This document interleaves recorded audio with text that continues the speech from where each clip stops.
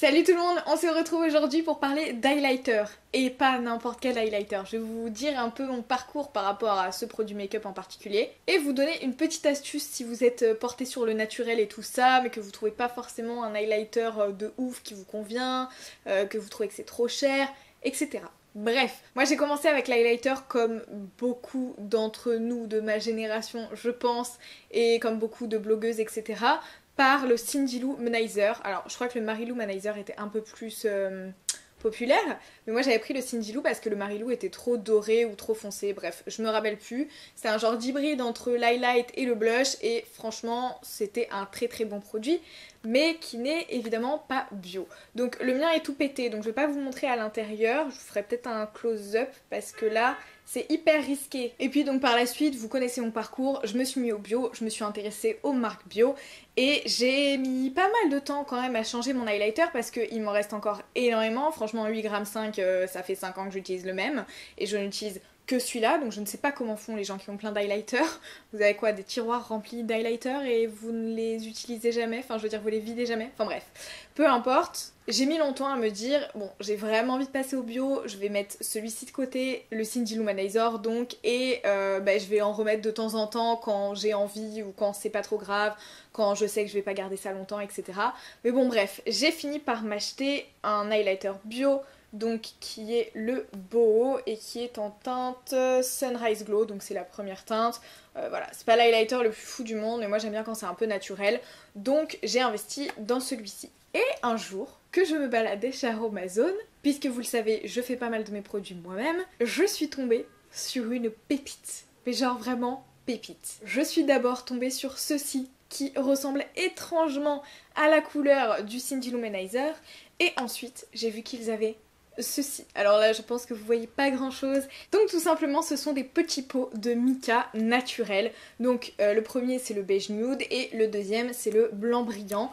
Et en fait ils ne sont composés uniquement que de mica et de titanium dioxyde, donc qui est un agent colorant blanc en fait. Et dans le beige nude il y a aussi de l'iron oxyde. Donc tout ça c'est pas très très bio. En revanche il y a quand même que dans le blanc deux ingrédients en fait, et dans le rose 3 ingrédients, donc l'iron oxyde vient donner la petite teinte rosée évidemment, et ce sont à la base des poudres que vous pouvez mettre pour fabriquer vos fards, des petites huiles pailletées ou ce genre de choses, mais autant vous dire qu'en highlighter ça envoie du lourd, et en plus ça coûte que dalle chez Aromazone et vous en avez pour une vie. Bon, vous allez me dire, avec mes 8,5 g de Cindy Lou Manizer, j'en avais déjà pour une vie. Donc là, clairement, on est sur 10 grammes en poudre libre, c'est pareil quoi. Comparons maintenant à notre composition du petit highlighter Boho, que j'adore, hein, soit dit en passant, ça ne lui retire pas sa qualité clairement. Le premier ingrédient, c'est le mica. Donc déjà, voilà.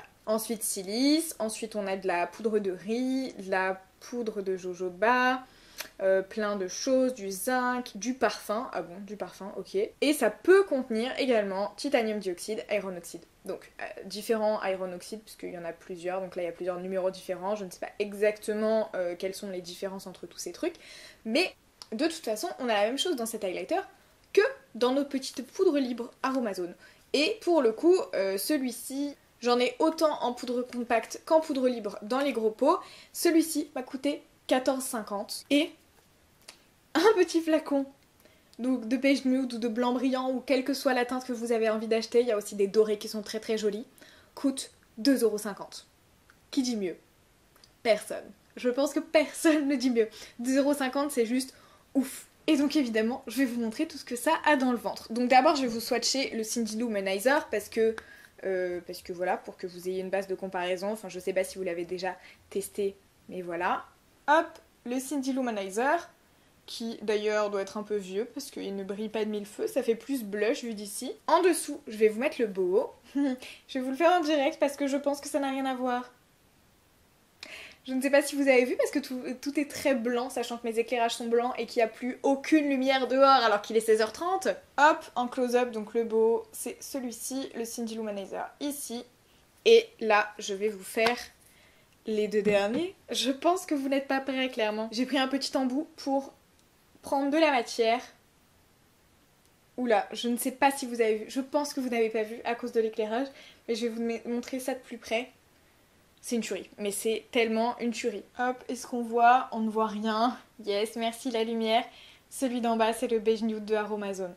Je pense qu'on ne voit que celui-là. Ah non, on voit un peu les autres. Et en dernier, je vais vous faire le blanc brillant, que je vais prélever de la même manière. Et du coup, le blanc brillant est ici. Donc il n'y a pas photo, je pense que c'est très très clair. Donc blanc brillant, le beige nude, le boho et quelque part par là, je le vois même plus, il y a le Cindy Lou Manizer. Donc le blanc peut faire un peu peur, mais là, il faut savoir que j'ai mis beaucoup de matière, que vous pouvez en mettre beaucoup moins, et que de toute façon, si vous diffusez avec un pinceau, ça n'a forcément rien à voir.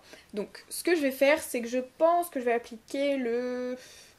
Je pense que je vais prendre le beige nude. Je vais mettre le beige nude sur mes joues et vous allez voir ce que vous allez voir. Et bah ça y est, c'est le déluge dehors. Je suis dégoûtée. Pour une fois que j'avais besoin d'avoir des vraies couleurs, je vais être toute blanche et vous verrez pas mes highlighters.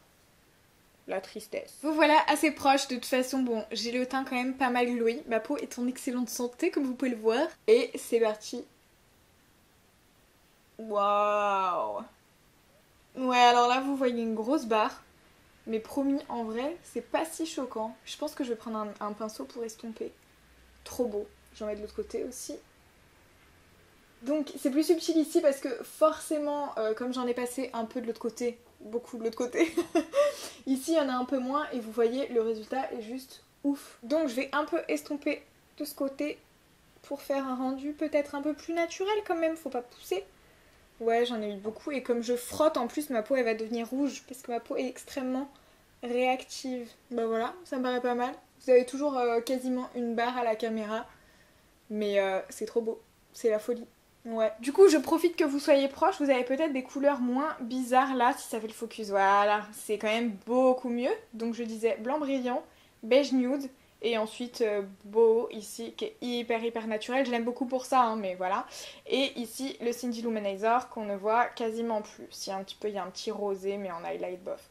Ouais, on le voit quand même un peu le boho est vraiment sympa, moi je l'aime bien. Et du coup, ce qu'il y a de bien aussi avec ceux-là, c'est que vous voyez si vous trouvez que le beige nude est un peu trop rosé ou que le blanc brillant est un peu trop blanc, vous pouvez faire votre mélange vous-même et mélanger avec du doré si vous voulez. Je sais pas s'il existe un argenté, mais si vous voulez un highlighter avec plusieurs reflets et tout, faire des petits mélanges.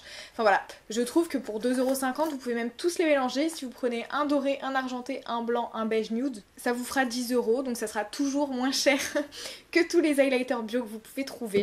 Et voilà, c'est tout pour moi. Donc je vais faire ma petite conclusion en pivotant la tête comme ça. Non, c'est pas vrai. Je vais faire ma petite conclusion en rapproché. Voilà, parce que flemme de refaire les réglages de loin. Donc j'espère que cette vidéo vous a plu, j'espère que l'astuce vous sera utile et que si vous avez un petit budget, voilà, que vous voyez qu'il n'y a aucun obstacle à passer à quelque chose de beaucoup plus naturel que tous les highlighters qu'on peut connaître chez Sephora qui sont ma foi très beaux, mais il y a des limites à se mettre des trucs dégueux sur la face. Je pense notamment à un highlighter, je crois qu'il s'appelle le Diamant de Fenty Beauty et qui ressemble mais tellement au blanc brillant. Autant vous dire que pour 2,50 €, je préfère investir là-dedans. Je pense qu'il y a beaucoup moins de trucs un peu dégueux dedans. Bref, tout ça pour dire que j'espère que ça vous a été utile. Si c'est le cas, n'hésitez pas à liker la vidéo. Si vous avez des potes qui veulent se mettre au naturel, n'hésitez pas à leur partager cette vidéo ou partager la chaîne tout simplement. Et si vous ne voulez rater aucune des prochaines vidéos, je vous invite à vous abonner. Et moi, en attendant la prochaine vidéo, je vous fais des bisous.